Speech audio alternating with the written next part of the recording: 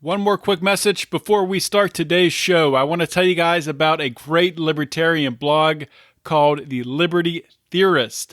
The Liberty Theorist is where our friend Brad Tracy discusses all of the shady things government has been up to and why libertarianism is the only viable way to keep power out of the hands of government. Brad is a Rothbardian libertarian who believes that the U.S. is desperately in need of prison reform. I'll give you a hell yeah to that. I agree there. That victimless crime should be abolished. Yes, agree with that. And that we need to end the welfare, warfare, and spy state. Yep, follow along with you there. And that true free market capitalism is the only way to go. Well, socialism kills human production. Can't argue with that. Bottom line, the government should stay the hell out of your life. You can find The Liberty Theorist by going to medium.com/ that's the @ Liberty Theorist. You can also find it on Facebook at facebook.com/ The Liberty Theorist. Check it out today.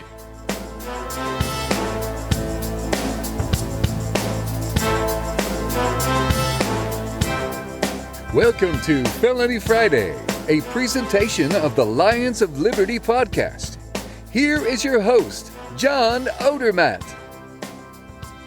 Felons, friends, and freedom lovers, welcome back to another edition of Felony Friday, a weekly show right here on the Lions of Liberty podcast. Here at Lions of Liberty, we have a bit of a variety channel. My Friday show, Felony Friday, is one of the great shows, but there's two more on Monday and Wednesday. Monday's show hosted by Mark Clare, Wednesday by Brian McWilliams. They both bring their own flavor and flair to the podcasting game. Check those out. Subscribe to Lions of Liberty on your podcasting app to get all three. And today's episode of Felony Friday is another great one. I have an awesome guest lined up who is going to share another story of injustice in the criminal justice system. And we're going to shine a light, and we are going to keep the momentum going. Keep the momentum going for change in the criminal justice system. So share this show, tell a friend, text it to a friend, tell a stranger on the street. I don't care. Enjoy today's show. All right, my guest today on Felony Friday is Quawntay Bosco Adams. Quawntay spent 28 of his first 45 years of life confined in cells in juvenile county, state, and federal detention facilities. However, he's rewriting his story now, and he's also looking through his story, to inspire change and hope. Back in May of 2006, he was facing an impending conviction, and he actually escaped from a maximum security detention facility. And he was not captured not long after that, but the escape caught the attention of people worldwide and really gained a following from that. Fast forward more recently, January 2020, Quawntay discovered a loophole in the law that would help him to change his own story. He ended up firing his court-appointed attorney, fought for his own freedom, and he was granted his immediate release in July of this year, July 24th. He is the author of Chasin Freedum, which was optioned for a feature film, which I believe already began production. We'll talk about that. Quawntay, welcome to Felony Friday. Hey, I'm glad to be here. Glad to be here.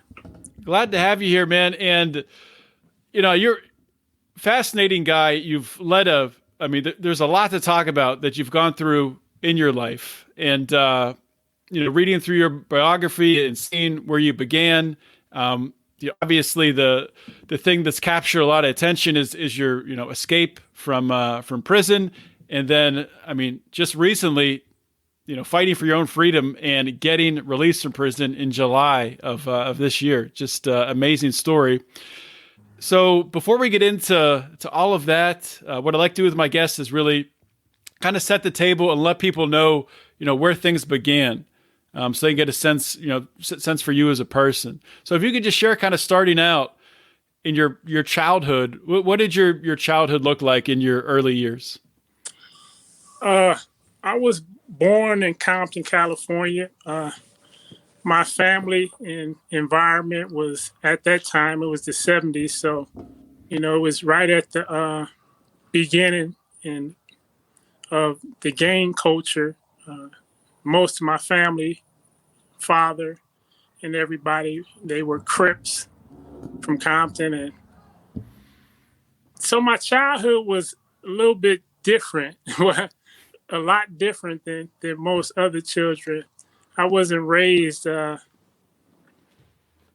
be a child, so to speak. I kind of grew up fast and had like a wise soul and did things that most people at, as a child didn't do. Like, for instance, I started selling drugs when I was about 10 years old. And, Wow. and a lot of that was pretty much due to my circumstances, environments, and the decisions I made because, like I said, I was surrounded by it. It was like, that's all I saw. That's all I knew. So it was like, it was normal. I honestly didn't see anything else. So you can kind of say that I was kind of like educated and taught to, step outside of the bounds of the law at a young age. So, So was that, kind of just a natural step, in a lot of, I guess, more normal situations. I hate to use that word, but, people would look at going out, getting a job. That was just your next step. that was that was pretty much normal for my environment. And it's like, I mean, I can kind of look back and say, like, honestly, that in the neighborhoods that I grew up in, I rarely saw people get up in the morning and go to work. Mm-hmm. And so as a child, I was always curious. And but one thing is I never liked to ask questions. So I used to try to, come up with conclusions and answers to all of the thoughts that's running through my head on my own. And, so at a young age, to me, when I started seeing the things that were taking place in my community, the crime, the drug dealing, the lack of employment, I started to believe that right there was what being a Black child in America was supposed to be. That was like the only picture that I had of a Black person. I didn't have any role models, or most kids have people who they look up to that are productive as role models. I never had any of that. I never seen any of that. So with that said, my childhood was kind of like distorted a lot more than most other children growing up at that time. And a lot of it was based on the things that I was exposed to. Like I say, my entire family were Crips. My father was one of the original Compton Crips. Those are the men who I saw. Those were the people who I looked up to. So starting at a young age, they were the ones who pretty much gave me my identity of what and who I am supposed to be as a man and as a person. Mm-hmm. And so pretty much to answer your question, my childhood was, it was different. It was a lot different than most other children. And it was definitely not what a childhood is supposed to be like. So taken from the biography you sent me here, so age of 10, you start selling drugs. You started driving. Is that right? You started driving at age 11? Yeah. What was that like? It was great. Actually, I bought my first car before I even knew how to drive. And how did that happen? But like I said, I started selling drugs around that time. So I would sit out there in the projects and in the parking lot and make several $100s a day just selling drugs. And I had so much money, and I've seen everybody else had cars and all that, so I wanted me a car. So I had a cousin in Watts who actually had a car for sale. So me and my sister caught the bus over there. I bought the car, and she drove it home for me, right? And I never let my mother know, because at the time, my father had been out of my life or whatever. So I pretty much grew up just with my mother and my two sisters. And so we drove the car back to the apartments we lived in and parked it in the back. And I never told my mother that I actually had the car at the time. So just every day I would go out back and I would just start the car up and, just start playing around with it. And I taught myself how to drive. Next thing you know, I'm driving around the block and I'm getting on the freeway. And from that point on, I was just, and by that time it had came out. So she knew that I had a car and was driving. And so I went from that car to started buying more cars and customizing them. And that's how it was. I was a lot more advanced than Did you ever get pulled over when you were that young? Yeah, I got pulled over a lot of times. Sometimes I actually went to jail. They took me down to the police station, called my mother to come get me, towed the car. Sometimes they would just take the keys from me. Wow. So you're driving at the age of 11. You dropped out of school at 13. And then, I mean, you said you got arrested a couple times for driving the car. What was your first drug arrest? My first drug arrest was when I was 13. I was standing out in the parking lot in the projects, selling rocks, crack. Had some crack rocks on me. Police swooped up. I threw the rocks. He saw me, went and found them, took me to jail. Mother came and got me out of jail. I had to go back and forth to court, and eventually, I think it took like a little more than a year through the court processes, and I was sent to juvenile camp. But that came after I committed another crime, so they kind of grouped it all together and sent me to juvenile, like boot camp. How much time did you spend there? 6 months.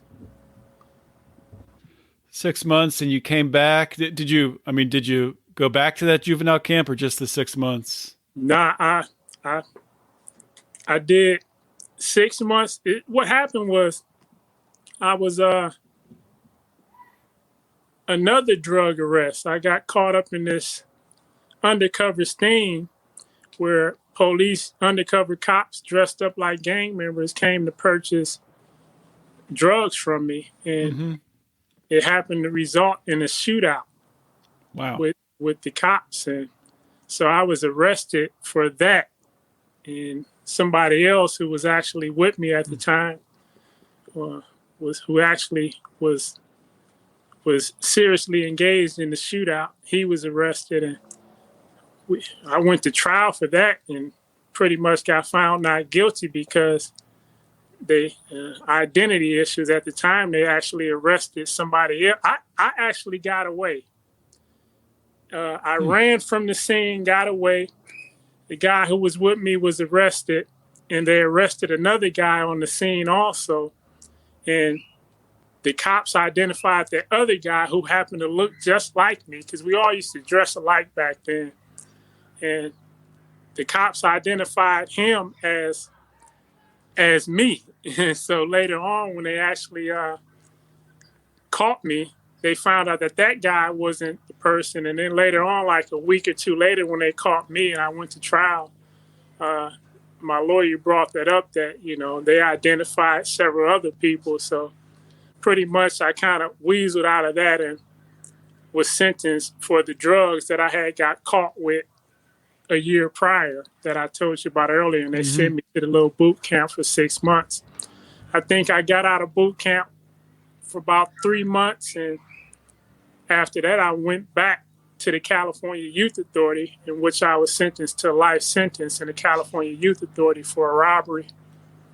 And when I was in the California Youth Authority... You were sentenced to a life sentence? Yeah. At the time, the way the court process worked in California was that anybody under the age of 16, you're in the juvenile court. you can't be, back then, you couldn't be tried as an adult unless you were actually 16 and you had to go through a process. At the time, I was actually 14 when I committed the crime. So I remained in the juvenile court, and the juvenile court found me guilty. A judge trial found me guilty, and they sentenced me to life in the California Youth Authority. And at the time, a life sentence in the California Youth Authority was until you turn 25. So once you turn 25, then you pretty much, your custody in the Youth Authority is pretty much complete and terminated. So at that time, I was sent to the California Youth Authority for a life sentence. And the thing about it, though, is every year you go before the parole board, and they have the option of letting you go before your 25th birthday. And so, I mean, it's crazy. Like, my entire youth and childhood was pretty much wasted behind bars because of, all my criminal activity in life. What was your mindset back then towards everything that was happening? I mean, spending all this time being detained, selling drugs. What was your attitude like? Once you got out, what were you looking forward to? When I got out, which time? When you released at the age of 19. Okay, now see, that's a whole nother story. There is because actually, when I was 17 and I was in the California Youth Authority, okay, a friend of mine and we actually assaulted some guards at the jail. We assaulted a guard at the jail in the California Youth Authority. And a woman counselor happened to be, she got, kind of got not beat up bad, but, she got hit. And so we were placed in solitary confinement because you had to understand, like, back then, my life was I was wild. As a juvenile, I was completely wild. I didn't have any type of conscience about anything that I was doing. I was following the footsteps of people who I looked up to, and some of these guys, like, they were just like monsters, and I wanted to be just like them, and that's what I thought was the epitome of being a man, to be an active gang member, and drug dealer and doing those type of things, because that is literally, I swear, that is all I saw. I didn't see anything else. I didn't know anything else. I didn't know how to read, write, or none of that. All I saw was going on in the projects, in Compton, in the hood, and that was our lifestyle.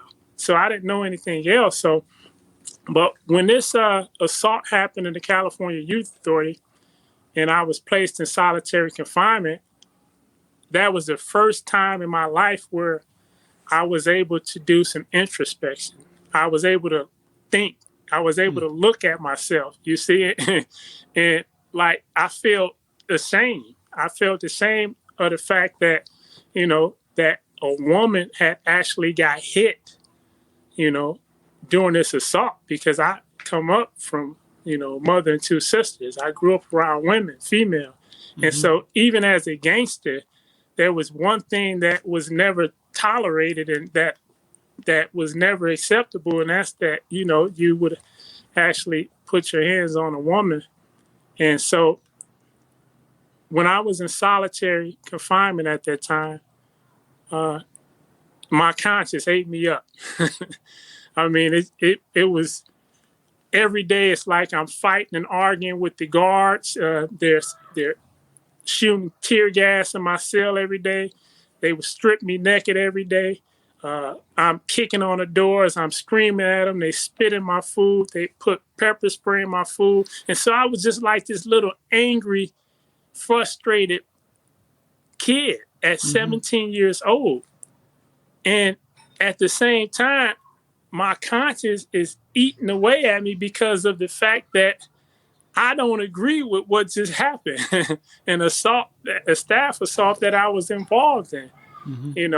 We actually intended to assault this male guard, but a female guard was actually present too. And she got assaulted too. And so that right there is just like, it fucked me up. And so every day I'm battling with the guards, and I'm battling with my conscience about the fact of what we just done, you know? And so it's like, it ate me up so much to where I was like this little angry old kid. And one day I looked in the mirror and I just looked like shit. And I told myself, man, it's like something just clicked in my head and like, look, man, you are some shit. For real, I told myself, I'm like, man, you are some shit. So either you're going to continue to be some shit or you're going to try to do something to become better. And so from that day on, it's like, it's crazy. I can't really explain it, but I just clicked. It's just like I did, just like my attitude and perception kind of shifted at that moment, because it ate me up so much that the only way I could feel a little bit of peace with myself was to acknowledge that, look, man, I'm some shit. And the thing that I've been doing are some things that a man shouldn't be doing, or anybody with some type of substance shouldn't be doing. And so I did a lot of introspection, from that day on, I would just sit up and think and lay back and kind of like question, you know, where I was going in life and the things that I had been through in life. And from that, I just started to evolve. And from that, the guards even started to see the change, because I would no longer sit at the door and scream and kick on it and argue with them when they would, you know, shoot gas into my cell and stuff. It got to the point to where I would just sit there and just take it, you know, because I was at the point now, like, I'm not getting anywhere fighting, you know, and that I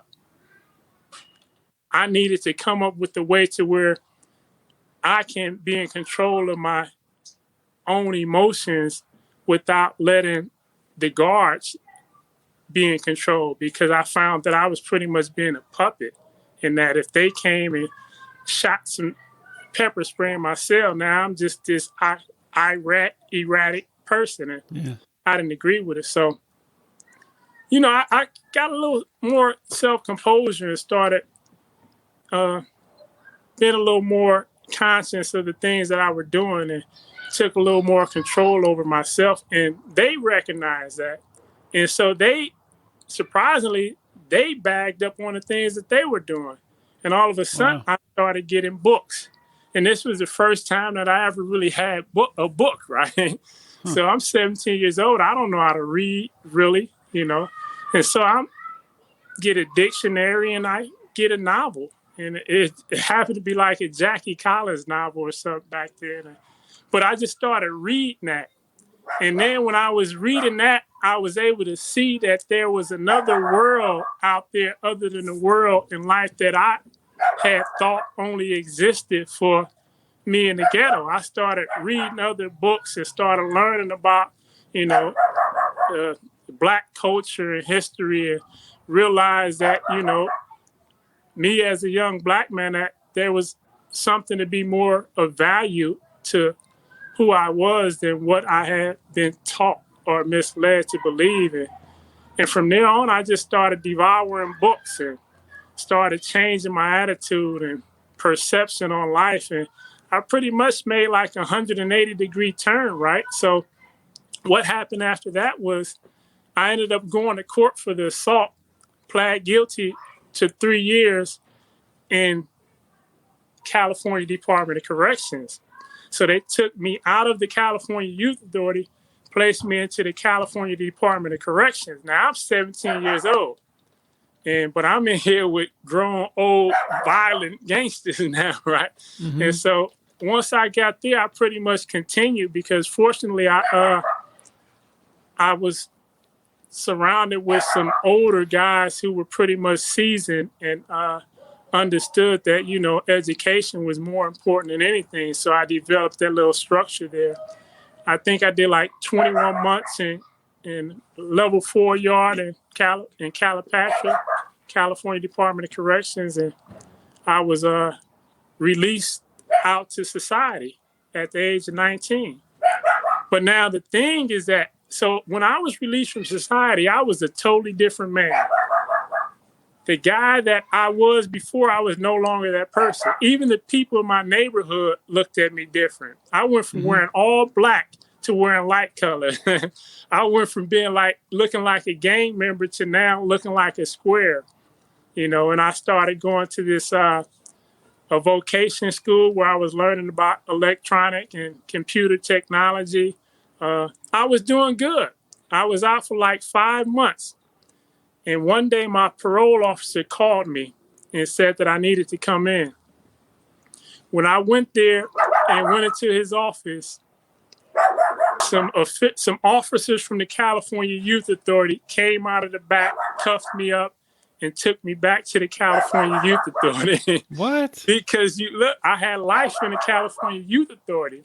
So what was supposed to happen is that once I finished the 3-year sentence in California Department of Corrections, I was supposed to return back to the California Youth Authority to finish my life sentence. What kind of sense does that make? That's insane. It don't. And so at that point, it's like, I kind of snapped again. At that point, I said, man, fuck the law. At that point, for some reason, I started to believe that I thought it was unfair because I was actually doing good. I was not committing any crimes or anything. I was scared to hold a gun at that time. I was completely 180-degree different than I was at 14. And I had like a vision. I thought like, okay, if I can stick with this trade school and get this computer and electronic technology stuff under my belt, and this school was actually in Torrance in a suburb. So at that time, I'm starting to see more diversity and I'm starting to see other things. And I started to believe, hey, look, I might be able to make something out of this, to where I can get like a good job and actually live a life outside of what I've known for the past 18 years. And so when they locked me back up right there, it kind of like devastated me. And so, I started to tell myself that, man, the only way that I was going to make it in America was to get some money. So I told myself, man, when I get out of here, I'm selling as much dope as I can. I'm finna sell as much dope as I can get my hands on. Because I had made a vow that I would never commit another crime of violence, that I would never do another act of violence unless it was in self-defense. So I couldn't go out and rob or steal or anything like that because when I was in solitary confinement for assaulting that prison guard, I pretty much told myself that, from that day on, the only way that I'm going to be able to redeem myself is by treating people the way that I want to be treated. And that means that, okay, anything that I do, I'm not going to cause no harm upon somebody because to satisfy my own whims or desires. So, I pretty much live by the rule that, do unto others as you want others to do to you. And so I told myself, look, there's nothing wrong with selling drugs. It's a fair exchange, And so while I was in the California Youth Authority that second time, I kept going before the parole board because they kept giving me different little assignments. They want me to complete this program, do this program.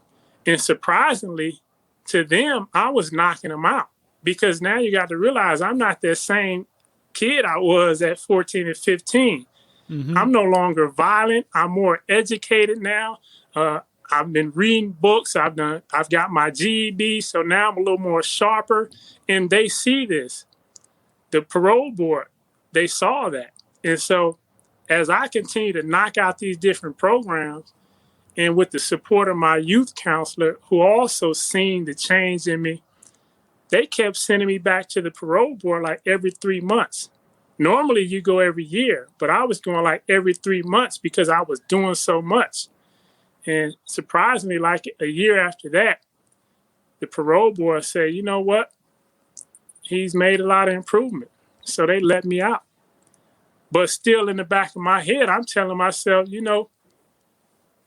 only way you're going to be somebody in America is to get some money. Because I kept telling myself that had I been rich at the time that the California Youth Authority snatched me back up, if I had money and a lawyer, I probably wouldn't have gone through that. That's what I kept telling myself, which might have not been true at the time, but maybe not. But yeah, that just shows how broken the system is. At that point in time, they didn't care that you changed. They didn't even look at that. You've reformed yourself. They didn't care about that. That's just and so it's like, in other words, it defeated me. That little incident right there, I can look back on it today and say that it actually defeated me. It took, because there I was a child who grew up with little hope of actually doing something productive because I hadn't seen it.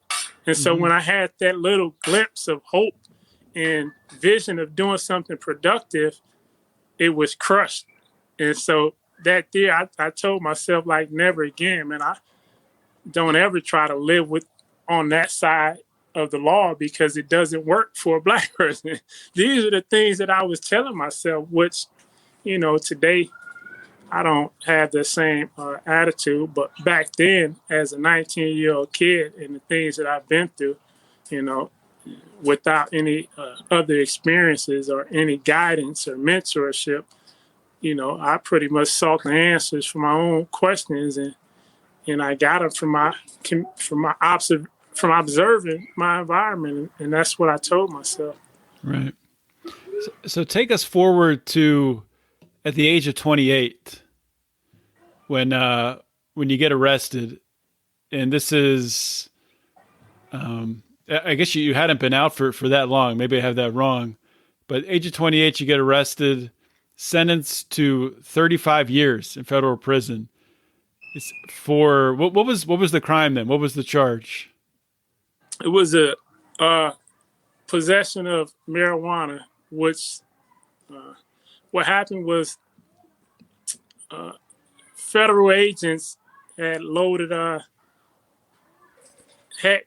was getting some marijuana for some guys down in Texas, and the guys had actually hired some undercover federal agents to transport the marijuana to St. Louis, where I was at the time. They didn't know they were undercover agents. They actually thought they were truck drivers. And so when I went to go pick up the agents actually took the marijuana and put it in the back of a U-Haul van. And so when I went to go pick it up and got in the van to start it, the van wouldn't start, so they arrested me. And I was charged with possession of marijuana. And I was actually found guilty of it. And the 35 years, that was because of your priors? Yeah, because of the priors. Priors played a big role in the 35 years. So you have this sentence you're convicted of. Take us through this escape that you successfully escaped from a maximum security detention facility that was monitored by camera. You were being monitored by camera, right? 24/7. Yeah. When I was arrested 2 weeks after the conception of my only child. She's 16 years old now.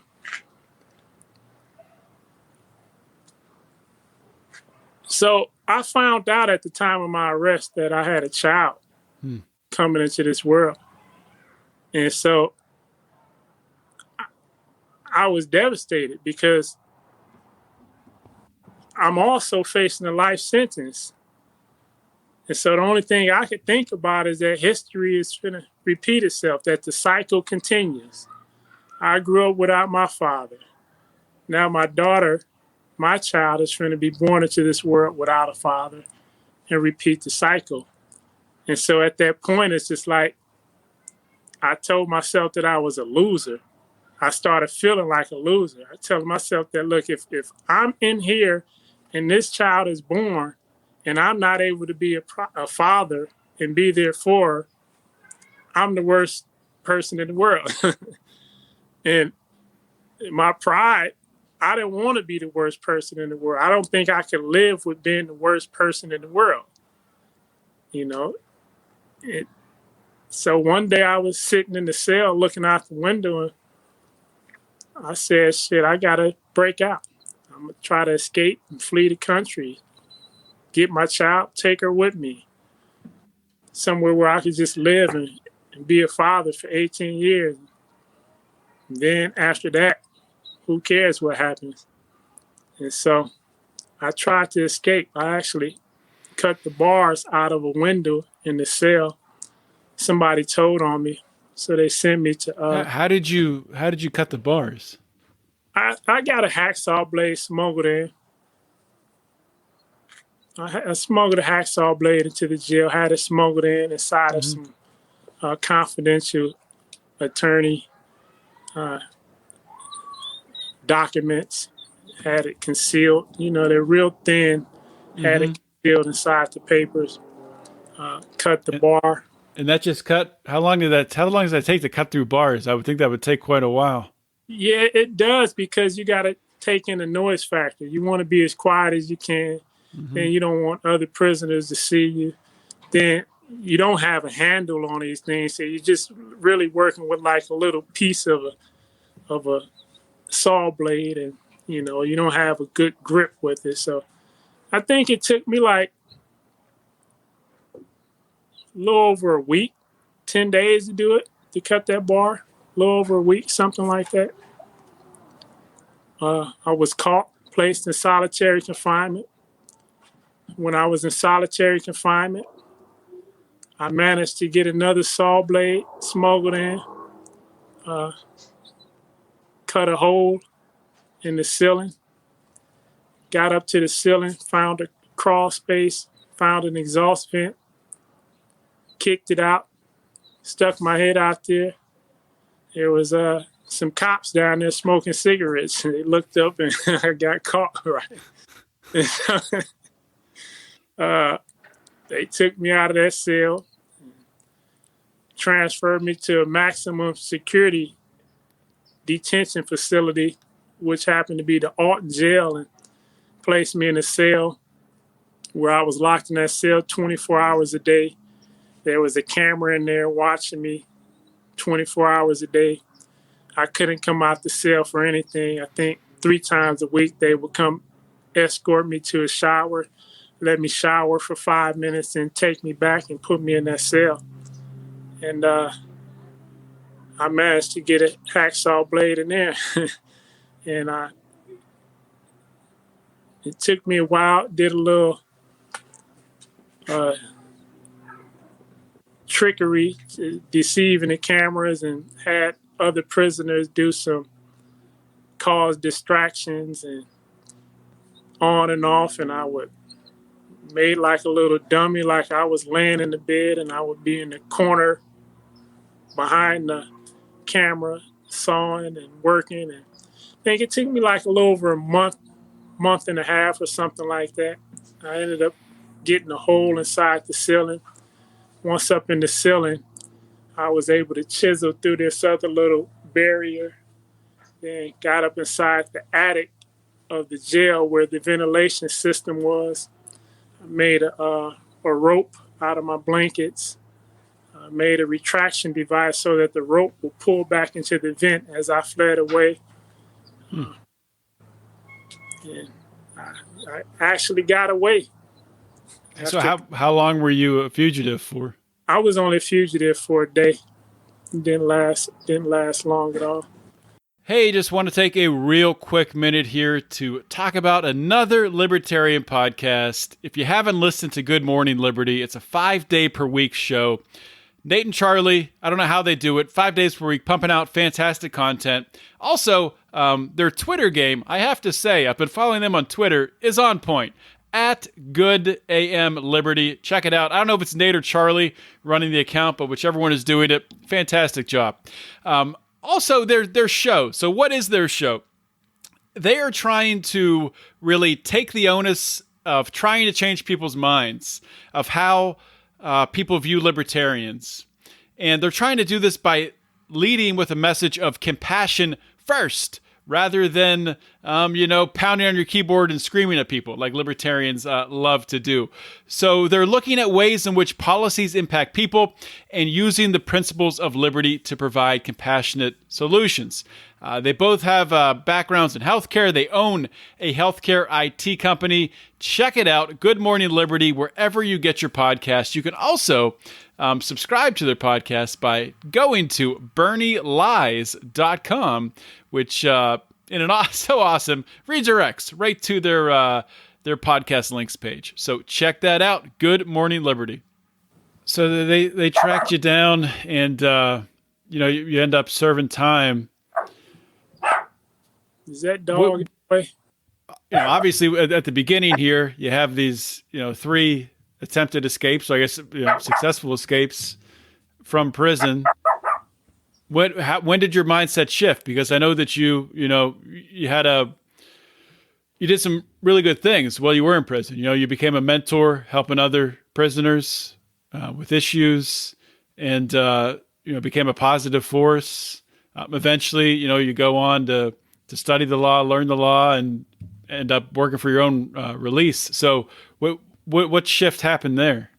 Well, after I was caught for that last escape, I was sent to Supermax, federal Supermax, and this was before I was even on trial. Before I had trial, they sent me to Supermax, a federal prison up in Marion, had me locked in there with the people who are already convicted. I was the only pretrial inmate actually there. And so at that point, I realized that, the only way that I'm going to get out is through the court system.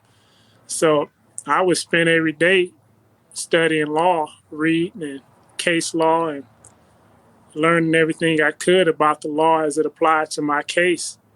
And that's how I pretty much became accustomed to knowing the law.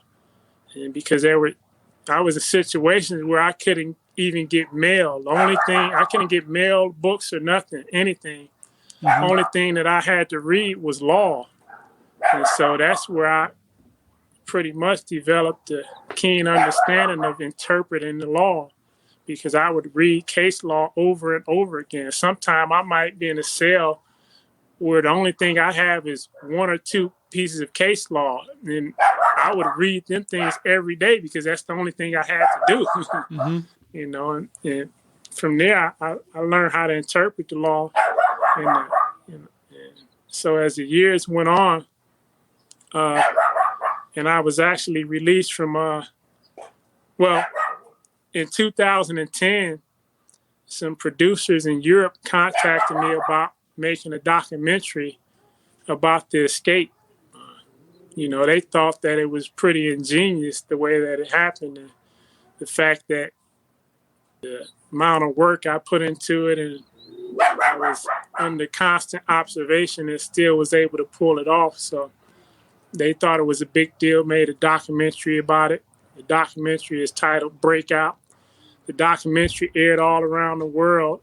And from that day on, I started getting letters from people all over the world who were pretty much inspired and impressed by my story. To them, they didn't think that a person, from the streets of Compton and who dropped out of the 8th grade was supposed to be intelligent enough to pull off this type of escape. So to them, it was inspiring. And just getting that type of feedback from people kind of like inspired me, because now it made me feel like, maybe I'm worth more than, what I thought I was worth. Maybe that I can do something,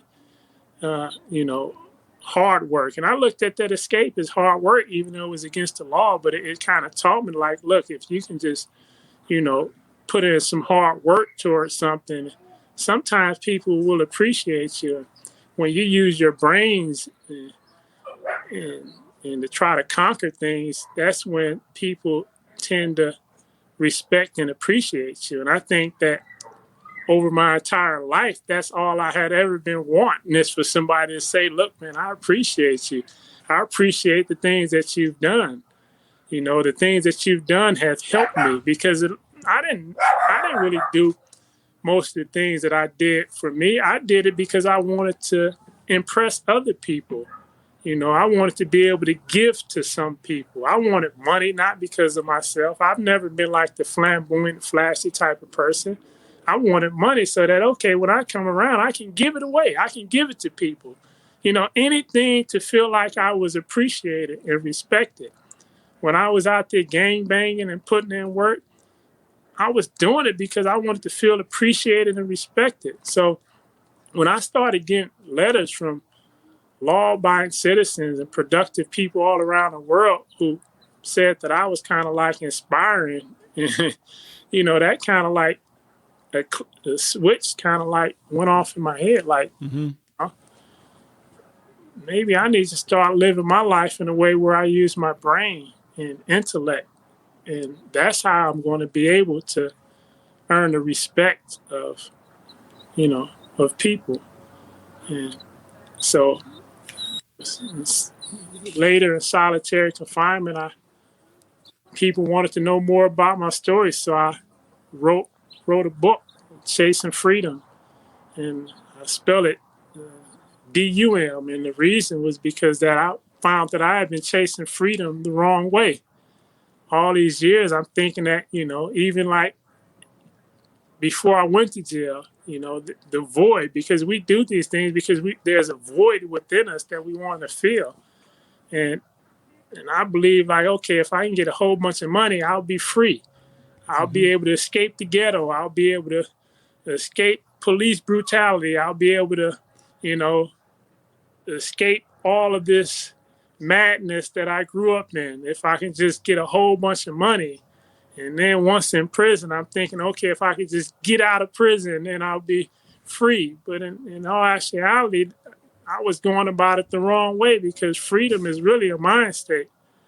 First thing, because you can find happiness in prison. You can find happiness anywhere on this earth if you look inside and take control of yourself and your desires. So I wrote the book pretty much giving people my life story and trying to help people understand why I was the person I was, why I did the things that I did, and what I believed it would take for me to be a better person. And hopefully that it can teach other people how to deal with people who come from environments or situations and circumstances as I did, and to help kind of reform us and help us see the direction to where we can be more productive and successful people in life. So that was my whole purpose of pretty much writing that book, is to give people insight so that they can understand, and that they can understand where we come from, why we do the things we do, and what we need to do to correct it. And how hard is it, you know, being in prison, you're writing a book, how hard was it to get that book published while you were still in prison? It's nearly like impossible. You have to do everything yourself. Even like even just writing the book was hard work. The good thing about it, I was in solitary confinement. And so I had plenty of time, but even still, it took me almost 2 years to actually write that book. I would write 8-10 hours a day. So you were just writing it out by hand? Just writing it out by hand with the flimsy ink pen that goes out every other word. You got to bend it and beat the ink pen. Wow. Now I'm in solitary confinement, so it's all type of madness going around me.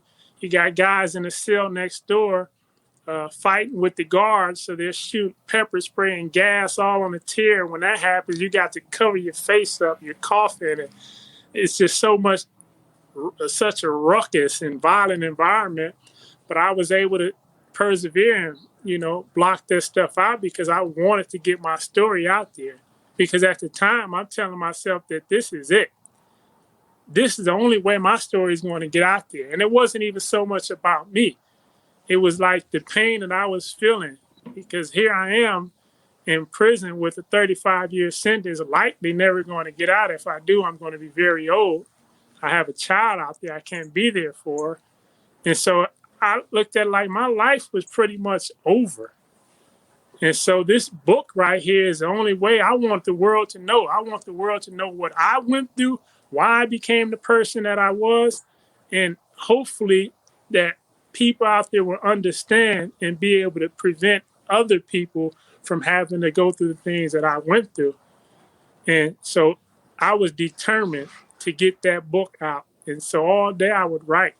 I'd write it, I'd finish it, I'd write it again, throw the old one away. And at the same time, I'm reading books on learning how to edit and grammar, write punctuations and grammar and all that type of stuff. And I was able to put it together. Surprisingly, it's a hell of a book. Everybody who reads it loves it. And so when the book was, I was actually released from solitary confinement in 2015. And I was sent to the United States Penitentiary in Canaan. And when I got there, I checked into I enrolled into this program called the Challenge Program. And the Challenge Program is a modified therapeutic community where they teach prisoners cognitive skills, rational thinking, how to change your perception so that you can change your attitude about life and the world and start to be more in control of your destiny as opposed to perceiving things the wrong way and allowing that to frustrate you and send you down a road of self-destruction. So I excelled in that program, became a mentor, started teaching classes, developing curriculum. Even with that, I started doing some things that a lot of people were impressed by, because I was pretty much committed to it. I was still at that point to where, look, man, even though I'm in prison, my life still matters to somebody, even if it's to another prisoner, or even if, my daughter is aware of the things that I'm doing in here to help. Maybe that will make her feel a little better about this situation so that she don't look like my life was a waste or that she suffered and I didn't try to do anything productive as a result of her suffering. So a lot of driving forces was behind me that, compelled me to do everything I can to try to be great, even in them circumstances. And at the same time, I was still studying the law. So I was helping other prisoners get out of prison, get their sentences reduced. I was working with mentally ill prisoners. I was intervening in violent conflicts. I was squashing beefs amongst prisoners. I was doing all type of stuff, and it made me feel good. That's how I found my inner peace by, trying to be as much of a humanitarian as I can, even in them circumstances. And so I self-published the book on Amazon. And shortly after that, producers in Hollywood came across the book. They read it. They fell in love with it. And they optioned it for a film, for a feature film. And that's being made right now? Is that right? We're going to production this year. Going to production next month. So are you going to be in the film too, or what kind of role do you have? I'm going to have a cameo in there, but I don't know how to act. It's going to be a lot of big name actors in the film. Yeah, that's awesome. Yeah. So I want to come back and ask you about that, but before we do that, I want to talk about you getting released, because really, this happened so recently. We're talking the beginning of this year is when you found a loophole, right? That you were able to use to get out. So can you take us through what happened there? Well, when the First Step Act was signed into law, there was a clause. Well, let me take you back a little further too. In 1984, Reagan signed into law the Sentencing Reform Act, which abolished parole. And Congress said, well, if we abolish parole, then that means there's not any chance of anyone ever getting out of prison early. And so what they did is they included a section which was called the compassionate release. And under compassionate release, they allowed the Federal Bureau of Prisons to motion a federal judge to reduce a prisoner's sentence under what they considered to be extraordinary and compelling reasons. And Congress designated the Sentencing Commission as defining what extraordinary compelling reasons are. Mm-hmm. So fast forward to when the First Step Act was signed into law, they amended that clause and said that not only does the Federal Bureau of Prisons not only does a compassionate release motion have to be filed by the Federal Bureau of Prisons, if the Bureau of Prisons refuses to file it, the inmate himself can file it directly to the court. And so pretty much it removed the Federal Bureau of Prisons as the gatekeeper for compassionate release, because at the time, the Bureau of Prisons wasn't granting any compassionate release motions. I think they were getting like 12 a year, and most of those prisoners who were granted it were actually dying. Most of them died within days or weeks after being released. So the purpose of amending it was to broaden it a little more so that people who really deserve to be released or a little bit of compassion can actually get it. And so it really doesn't, the intent of the law was never to be used, as people being sick or having an illness. It was, if people are actually getting reform, to show compassion and give them their freedom.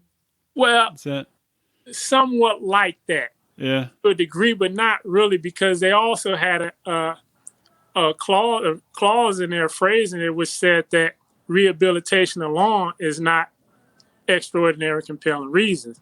So there had to be something else. But the thing was, they assigned the Sentencing Commission to define what extraordinary compelling reasons were. And the Sentencing Commission only gave 4 criteria. And one of them was that you were over 75 years old and pretty much couldn't take care of yourself. And the other one was that you were over 65 and you were over 75 and couldn't take care of yourself and done 2/3 of your sentence. The other one was that you were terminally ill and likely to die soon. The third one was that you are the parent of a minor and the other parent has deceased or become incapacitated to where he or she can't actually be an effective parent to that minor child. So the Bureau of Prison was allowed to ask the judge to release you so that you can be that sole parent. And the fourth was what they consider extraordinary compelling reasons as determined by the Federal Bureau of Prisons. So I didn't meet either one of those first 3, right? Because I wasn't over 75. I didn't have any terminal illness. And my daughter's mother was still alive and fully capable of being a parent. So, and the fourth has to be done by the Federal Bureau of Prisons, because it says that they are the ones who determine any other reason. Federal Bureau of Prisons was not going to release me. They were not going to file a motion to ask that I be released, because the Federal Bureau of Prisons is a branch of the Department of Justice. And as we know, the Department of Justice now is pretty much their whole purpose is to put people in prison, not let them out of prison. Pretty much. And so, but there's a little contradiction there in that fourth clause, that fourth criterion, because that fourth criterion said that any other reason as determined by the Federal Bureau of Prisons. But now the First Step Act had amended the compassionate release statute and said that a prisoner, even if the Bureau of Prisons refused to file a motion, the prisoner himself can go to the court. So now you see how it contradicts there. Because if I can go directly to the court, then why does that fourth criteria have to be determined by the Bureau of Prisons? If the Bureau of Prisons doesn't agree or doesn't want me to be released, then somebody else should be able to determine what those other reasons are. And so that's where the contradiction occurs. And one of the reasons why the language did not agree was because the Sentencing Commission was designated the job of defining extraordinary compelling reasons. And after the First Step Act changed the compassionate release statute, there wasn't enough judges in the Sentencing Commission to update the language of the sentencing policy. So therefore, that language remains, which contradicts the whole purpose of changing the compassionate release statute. And I think at the time, most of the judges who were on, because the Sentencing Commission is just a commission of federal judges, and they're appointed by the president. Most of them had either retired or whatever it was. They're no longer there. There's not a quorum. I think there were only 3 or 4 judges, which wasn't enough to update the policy so that it can reflect the amendment that happened with the First Step Act. And Trump never appointed any judges to the Sentencing Commission, so it was just empty for years. And so now that the Sentencing Commission isn't able to update that 4th criterion to reflect the intention of the amendment, you have a lot of judges whose job is to interpret the law. So if you have a contradiction in the law, you put it before a judge, and the judge has to interpret it. And at the time, my judge had retired.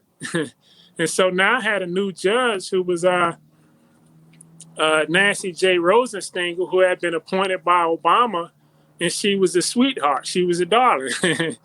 And so I said, okay, if I can put together a motion arguing that she has the authority to define what extraordinary compelling reasons mean under those other reasons, then I can ask her to find extraordinary compelling reasons based on the fact that I'm in prison for 35 years for marijuana, when marijuana is now legal in most states.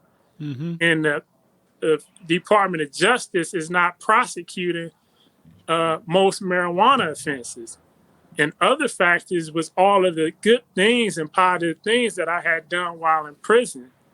And so I took a chance. I put the motion together, got a lot of support from some prison officials, psychologist staff who I worked with in the program, people from out of society, put together the motion, filed it to her.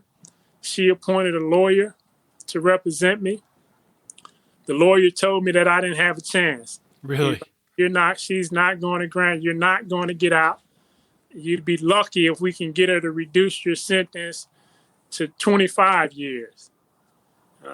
And how many years had you served at this time? I had been in 16 years at the time. And so I'm telling him, because I read the law, I will read a case law 10 times. So I'm able to see things that he isn't able to see. He's a public defender. He probably have 30 or 40 other clients that he's working with, and he's putting a few minutes in or hours or whatever into each case. Well, I'm putting days and months into my particular case. So when he told me that and we were disagreeing, I wrote the judge and I told her, look, I appreciate you appointing this attorney, but I can pretty much hold my own here. You know, now, if you want this guy to stay on to make things more effective and easily, for me to easily access the court, then go ahead. But just please allow me to be the one that's in charge here. Consider my argument. Consider the things that I present to the court. And sure enough, he took my motion, changed it up, took some things out, filed it with the court. The government responded, and he opened the door for the government to win. And at that moment, I wrote the judge, say, look, get him out of the way. I'm going to take care of this myself. So the assistant U.S. attorney responded by appointing 2 other assistant U.S. attorneys to the case, and we went back and forth, and I won. July 24th, the judge granted my motion, immediate release. That is amazing. So what did that feel like when that happened? When you found out immediate release, you're getting out? It's I mean, it was a hell of a feeling. It was a hell of a feeling. It was I can't even describe it. And sometimes today I still like ask myself, is it real? You know, and it's like it's all there's a lot of great things that have been happening for me. And it's like some divine things that just you can't explain them. It's how it's happening. And I'm gonna give you an example. Like, yeah, while this motion was pending before the court, I kept telling myself, and I kept telling other prisoners, I'm going home Friday, right? I'm telling prisoners, they like, man, what's up with your motion? I'm like, man, I think she gonna grant my shit Friday, and I'm going home. Friday come by, I had all my stuff packed because I'm just that hopeful and confident. I read it 1,000 times. I sensed that this judge had some compassion and that she would do it. And so I'm confident. So Friday will come, I don't go home. Monday, Tuesday, I'm saying it again, I'm going home Friday. So one Thursday, I was sitting at the typewriter typing a motion up for another prison, helping him get out of prison. And he asked me, he said, what's going on with your case? And I said, I think she gonna grant my thing tomorrow, which was Friday. 5 minutes after I told him that, the guards came out and called my name. They say, Adams, pack your stuff. You got to go to R&D. Now, at the time, R&D, the only time you go to R&D is to pick up property, to transfer, or to go home. I don't have any property. At the time, the pandemic had all transfers stopped. Nobody was being transferred in or out of the prisons. So I said, okay, this is it. She must have granted my motion. I finna go home. I went and grabbed all my stuff, gave it away to all the prisoners. Got like my little pictures and a little few pieces of mail and went up to R&D. When I got to R&D, they say, you're not going home, you're transferring. They all of a sudden, the BOP had decided to start transfers again, and I was the first person on the list. Now, but I'm getting transferred to a lower custody facility. But now to be transferred at the time, they would put you in quarantine before you move. You would go to quarantine for 3 weeks before you move. So do you think that they were transferring you because you were fighting this case because you were trying to get out? Do you think that had something to do with it? Nah, it was really, I was going to a lower custody facility. Yeah. And you know, it was my time. I had 5 years of clear good conduct and everything I'd done. So they wanted to reward me by sending me to a lower custody facility. And so now I'm devastated. So the unit manager actually came up to R&D, and I told him, like, look, I have too much going on now. I don't want to be transferring in the midst of a pandemic. Who knows if I can catch this stuff? So I said, look, is there any way you can stop this transfer? He said, yeah, but we'd have to wait till Monday when the warden come back in and I can ask him. So I said, okay, let's do it. So he said, okay, I'll come see you Monday and we'll talk to the warden and see if he'll do it for us. So meanwhile, they took me to quarantine. I was placed in a cell. When you're in that cell, you don't come out for nothing. You don't come out for showers or anything. You don't have any cleaning supplies or nothing. It was horrible. It was worse than being out in general population. I had a better chance at catching the coronavirus in quarantine than in general population. That's how nasty and filthy this place was. So Monday, the unit manager came around and he said, Adams, you still want me to talk to the warden? And I said, you know what? Because now I'm like, sort of like, fuck it. I say, nah, I don't. Just leave it alone. Apparently, it's in the universe's cards for me to be transferred. So, nah, don't even talk to the ward. Get me out of this place. Let me just do this quarantine and get transferred to where I'm going. So 2 weeks later, on a Friday, I was sitting in the cell and I'm kind of stressing. I'm asking myself, a lot of times when I'm stressing and I'm going through things, I like to ask myself, what is the meaning and purpose? Because I found that a lot of times we go through things and later on there's a meaning and a purpose for it that really is better for us. It strengthens us, and we go through things for a reason.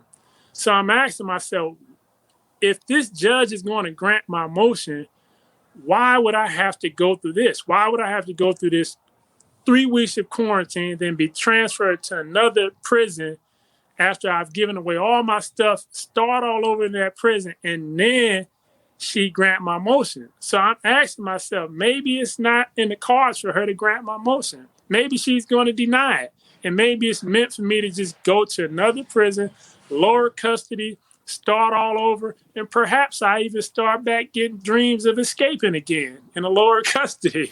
That's what I'm telling myself. So maybe it's meant for me to go to this lower custody because she's not going to grant it. And when I get to this lower custody, Quawntay Quawntay, which is my escape personality, is going to be revived, and I'm going to find a way out there. So, but I'm frustrated because I can't find any meaning for me to actually go through this quarantine, this hell for 3 weeks. So I take off my shirt and I finna do some push-ups. And it's Friday. It's about 2:30. Guard knocked on my door and say, look, man, pack up. You're going home. Hurry up. You got to get out of here right now. Wow. We got order to get you out of here right now. R&D was closed. So they take me up to R&D and they're trying to find some clothes for me. And the guys who worked up there, they got to work overtime now because they got to take me to the airport. So all of these staff members are coming up here because they've never seen somebody just released like this, especially me. Everybody knew me in that prison. Nobody ever thought that I would be going home, right? Mm-hmm. And so they're all coming up there. The unit manager came up there. So as I'm up there grinning from ear to ear, the unit manager came up there and he said, remember when you told me not to stop that transfer? He said, because you said that maybe it's in the universe's cards for you to go through this. That's what I tell him. Say, maybe the universe want me to go through this. He showed me the judge's order. The judge's order, which was just issued, said, release him, but first make him do 14 days in quarantine. And release him immediately after he do 14 days in quarantine. So you'd already done it. I had just done it because of the transfer. You know what I'm saying? So like, so when I was sitting in that cell, like, why the fuck am I going through this quarantine? It was the universe. It was a reason. I was going through it for a reason, And so it's like, it's just been like a lot of great things happening for me. And because, I've been doing a lot of great things and I'm confident and optimistic that things going to work out. I don't worry about things no more. Those fears that I had as a child and as a young person about money and respect and different things, I don't worry about those things anymore. I don't have any more fears. I just live life and, and just do the best that I can and try to help as many people as I can and be respectful and productive as I can. And that makes me happy. And at the same time, I'm being rewarded for it. Something you said a minute ago made me think. You were talking about when you were, kept telling yourself that you were going to be released on a Friday, and you're telling everyone you're going to be released on a Friday. Yeah. Do you believe do you believe in manifestation? Do you believe in positive affirmations and that type of stuff? Yeah. I have no choice to. I have no choice now because I said it and it happened. Mm-hmm. Everything that I've been saying has been happening. For real. It's been like some weird type of stuff happening for me. I told the producers in this film in 2019. I said 2020 is going to be a great year for me. And it's everything that I've been saying has been happening. So it's like, yeah, when you constantly speak things, you can speak things into existence. And you give it that energy, and it's been happening. So it's like, so that's why, like I say, I don't worry about anything. I just try to speak good things, great things into existence. Where did you learn that? Where did you pick that up? Probably in solitary confinement. Yeah. I mean, sometimes you got to tell yourself certain things in order to remain sane, because it's like either you can develop a heart of stone, or you can just remain passionate about life. And that's one thing that I refused to do in prison, was to allow that place to turn me into an animal, to turn me into a person who actually had no compassion, to turn my heart into stone. Because once that happened, there's really no reason to live anymore. And so I would always remain positive, even when I felt like it was over. I would tell myself, like, look, okay, if it's over, let's do something so that we can still exist. And so, and then once I do that, now I become a little more positive and optimistic. And that was just really, I guess, my way of keeping myself from going insane or pretty much dying in prison. I'll tell you what, man. I mean, that's even people who haven't been to prison. I mean, that's good advice. I think it's good advice for any time, but especially you look at right now with the pandemic, with, you got to wear a mask everywhere. People feel like the walls are closing in on them. Things are going to get better. I think that positivity and keeping your eye, on the future and visualizing that future, that is so important right now, because people get trapped in what's happening right now, and it can really mess with your mind. Yeah, and like one thing I used to always tell myself, and I learned from experience, is that things they always get better. And then another thing that we have to understand is that they can get worse also. So don't think that the situation or the circumstances of your life are just all that fucked up, because it can get worse also. So sometimes we got to just seize the moment. Wherever we are, whatever we have to make the best of it and live it. Because at the end of the day, life is short, and you may not get that moment again. So spend every moment, making the best of it, no matter where we are or what we have, and strive for better, And so absolutely. Hey, man, I've really enjoyed talking to you for the past. Been talking for an hour and 20 minutes now. This is a longer show than I normally would do, but it's worth it. I mean, you have a story to tell. But before I let you go, I'm sure all the listeners are still with us because your story was so compelling. But I want you to tell people, where they can get your book, where they can find you on your website, social media, the movie, all that stuff. You can find all that information. My Instagram is Chasin, CHASIN _freedom, FREEDUM. Also, you can go to my website, Quawntay, BoscoAdams.com, which is QUAWNTAYBOSCOADAMS.com. Or you can go to my publishing company, which is designed to try to help prisoners get their stories out there. It's jailhousepublishing.com. And also chasinfreedom.com, CHASINFREEDUM.com. Or you can just find me on Facebook, Bosco Quawntay Adams.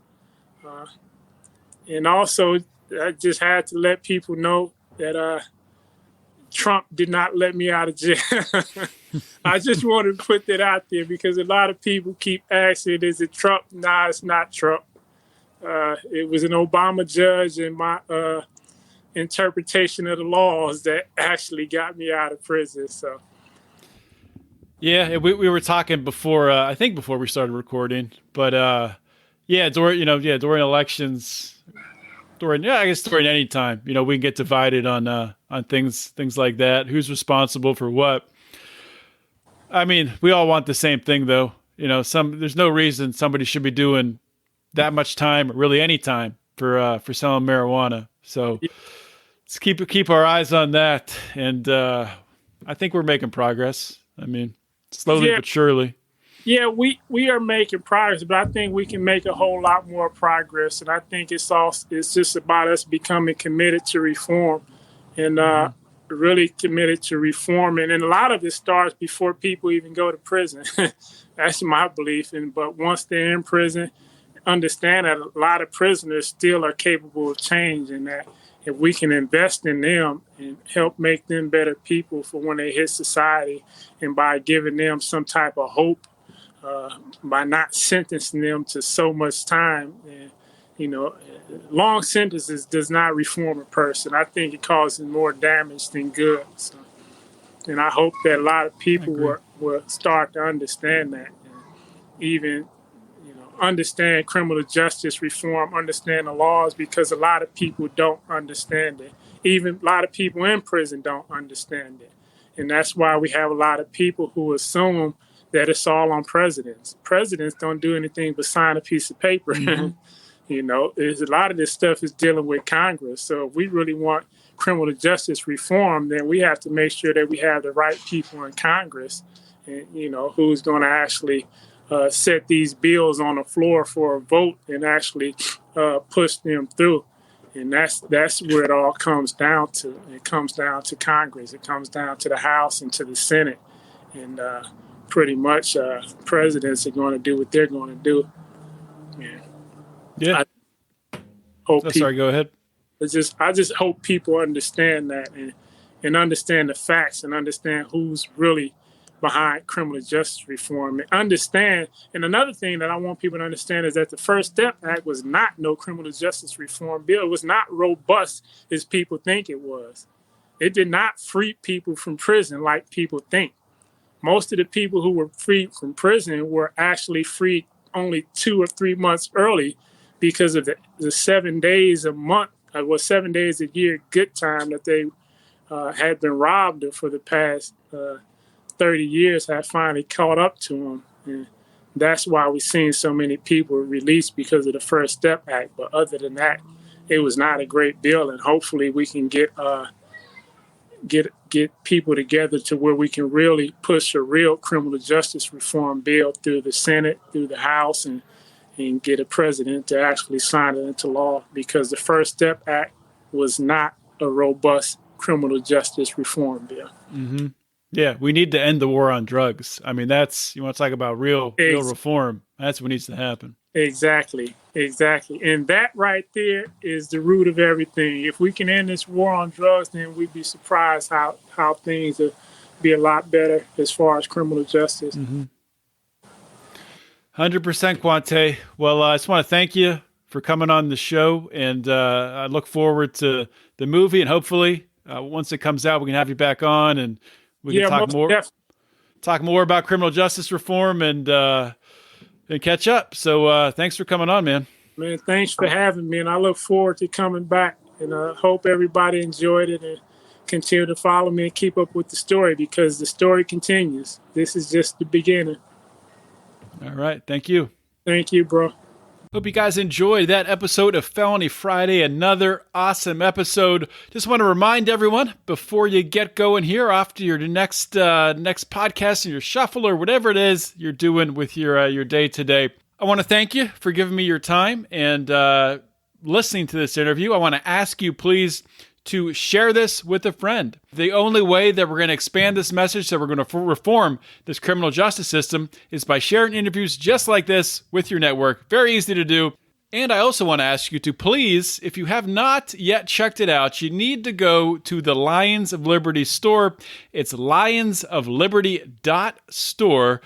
We have a bunch of new t-shirt designs, really interesting stuff, really eye-catching designs. Of course, our Taxation is Death shirt has been a hit. It's selling like crazy. We now have the Tax On, Wax Off shirt. Just awesome. And there's more coming. We're really trying to get into what we're calling it the Lions of Liberty brand of shirts. So you're going to get the cool design on the front, and then up, just real small, up by the tag on the back, you're going to have our Are You Ready to Roar logo. We're trying to, take another angle here and influence people through, some snazzy t-shirts. So check it out, lionsofliberty.store. And remember, if you're in the Lions of Liberty Pride, you get 20% off. So for as little as $5 a month, you're going to get 20% off all your t-shirt orders. So to join the Pride, go to patreon.com/Lions of Liberty. And with that being said, guys, thank you so much for joining me. Have a great weekend or week or whenever you're listening to this. Just have an awesome day. I'll talk to you next week. This is John Odermatt signing off. Always remember to keep your head up and the fires of liberty burning.